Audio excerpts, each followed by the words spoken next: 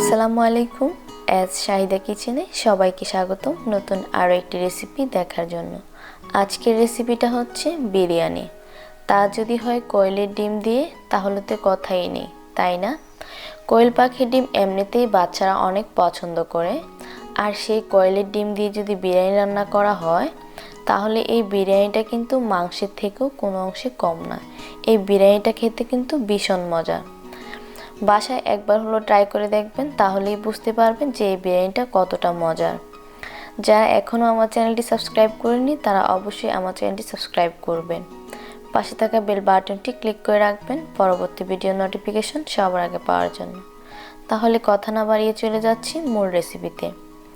বিরিয়ানি রান্না করার জন্য আমি এখানে 30টি কোয়েল পাখির ডিম নিয়েছি। আপনারা আপনাদের পছন্দ মতো ডিমের পরিমাণটা বাড়িয়ে কমিয়ে নিতে পারেন।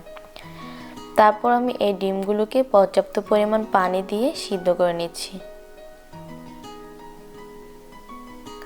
ডিমগুলো যখন সিদ্ধ হয়ে যাবে তখন আমি এগুলোকে খোসা ছাড়িয়ে নিয়েছি। এখন একটা প্যানে আমি দিয়ে দিচ্ছি হাফ কাপ পরিমাণ রান্নার তেল, পরিমাণ মতো লবণ আর হাফ টিস্পুন মরিচের গুঁড়া। ভালোভাবে মিক্স করে নিচ্ছি। তারপর এখানে আমি দিয়ে দিচ্ছি আগে থেকে ছুলে রাখা কোয়েল পাখির ডিম। এখন আমি ডিমটাকে তেলের মধ্যে ভেজে নিচ্ছি। আপনারা চাইলে এখানে মরিচের পরিবর্তে হলুদ দিয়ে ডিমটাকে ভেজে নিতে পারেন। যখন ডিমগুলো এরকম একটা কালার চলে আসবে তখন আমি ডিমগুলোকে তেল ছাড়িয়ে উঠিয়ে নিচ্ছি। তারপর আমি এই তেলের মধ্যে দিয়ে দিচ্ছি হাফ কাপ পরিমাণ পেঁয়াজ কুচি। পেঁয়াজটাকে আমি হালকা করে ভেজে নিচ্ছি। আমি একদমই ব্রাউন কালার করে ভাজবো না। যখন এরকম কালার চলে আসবে তখন আমি এখানে অ্যাড করে দিচ্ছি 2 টেবিল চামচ পেঁয়াজ বাটা, 1 টেবিল চামচ রসুন বাটা আর 1 টেবিল চামচ আদা বাটা। আর দিয়ে দিচ্ছি পরিমাণ মতো লবণ, আর সেই সাথে দিয়ে দিচ্ছি 1 চা চামচ পরিমাণ মরিচের গুঁড়া। মরিচের পরিমাণটা আপনাদের পছন্দ মতো বাড়িয়ে কমিয়ে দিয়ে দিবেন। আর দিয়ে দিলাম কিছুটা পানি। এখন আমি এই মশলাগুলোকে ভালোভাবে কষিয়ে নিচ্ছি। যখন কষানো হয়ে যাবে তখন আমি এখানে অ্যাড করে দিচ্ছি 3 টেবিল চামচ পরিমাণ বিরিয়ানি মশলা, আর দিয়ে দিচ্ছি 1 টেবিল চামচ পরিমাণ টমেটো সস, 1 টেবিল চামচ সয়া সস। ভালোভাবে মিক্স করে নিচ্ছি। আপনারা চাইলে এখানে যে কোনো বিরিয়ানি মশলা দিতে পারেন। আর দিয়ে দিচ্ছি আগে থেকে ভেজে রাখা ডিমগুলো, সেই সাথে দিয়ে দিচ্ছি হাফ কাপ পরিমাণ টক দই। এখন আমি এই সবগুলোকে ভালোভাবে মিক্স করে নিচ্ছি। আর দিয়ে দিচ্ছি কিছুটা পানি। পানিটা দিয়ে আমি আবারও প্রায় 2 থেকে 3 মিনিটের মতো মশলার সাথে ডিমগুলোকে ভালোভাবে রান্না করে নিচ্ছি। যখন এরকম ঝোলটা শুকিয়ে আসবে তখন আমি এখান থেকে ডিম আর কিছুটা ঝোল উঠিয়ে রেখে দিব।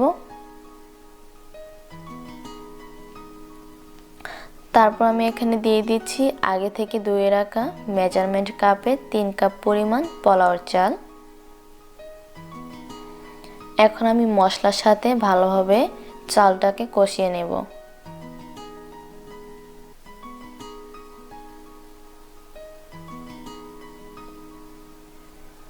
আমি ভালোভাবে মশলার সাথে চালটাকে মিক্স করে নিয়েছি। এই পর্যায়ে আমি অ্যাড করে দিচ্ছি 5 কাপ পরিমাণ গরম পানি, দিয়ে দিচ্ছি হাফ কাপ পরিমাণ লিকুইড মিল্ক। এখন আমি আবারও ভালোভাবে নেড়েচেড়ে মিক্স করে দিচ্ছি। এই পর্যায়ে আমি ঢাকনা দিয়ে ঢেকে দিচ্ছি 10 মিনিটের মতো। ফিরে এলাম 10 মিনিট পর। এখন আমি ঢাকনাটাকে উঠিয়ে নিচ্ছি আর চালগুলোকে ভালোভাবে মিক্স করে দিচ্ছি।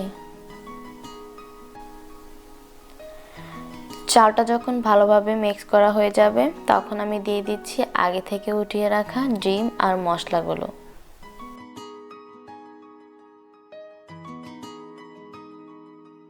ডিমটা দেওয়ার পর আমি আবারও ভালোভাবে মিক্স করে নিচ্ছি।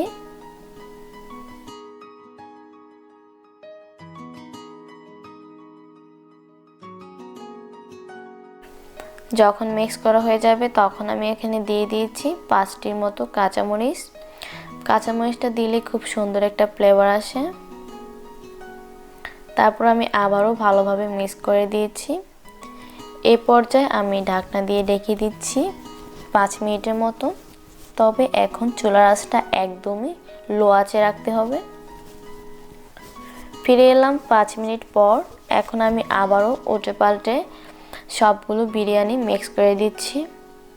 মিক্স করা হয়ে গেলে এভাবেই দমে রেখে দিচ্ছি 4 থেকে 5 মিনিটের মতন। এরই মাঝে তৈরি হয়ে গেল কোয়েল পাখির ডিম দিয়ে মজাদার একটি বিরিয়ানি রেসিপি। যারা কখনো কোয়েল পাখির ডিম দিয়ে বিরিয়ানি রান্না করে খাননি, তারা একবার হলো বাসায় ট্রাই করে দেখবেন। আমার কাছে তো এই বিরিয়ানিটা খুবই ভালো লেগেছে। আশা করছি আপনাদের কাছেও ভালো লাগবে। আর আমার রেসিপি যদি আপনাদের কাছে ভালো লাগে তাহলে অবশ্যই আমার চ্যানেলটি সাবস্ক্রাইব করবেন। যারা অলরেডি সাবস্ক্রাইব করেছেন তাদেরকে জানাচ্ছি অসংখ্য ধন্যবাদ। রেসিপি ভালো লাগলে লাইক, কমেন্ট, শেয়ার করতে ভুলবেন না। সবাই ভীষণ ভালো থাকবেন, সুস্থ থাকবেন। আজকে এখানে বিদায় নিচ্ছি। দেখা হবে অন্য কোনো রেসিপিতে। আল্লাহ হাফেজ।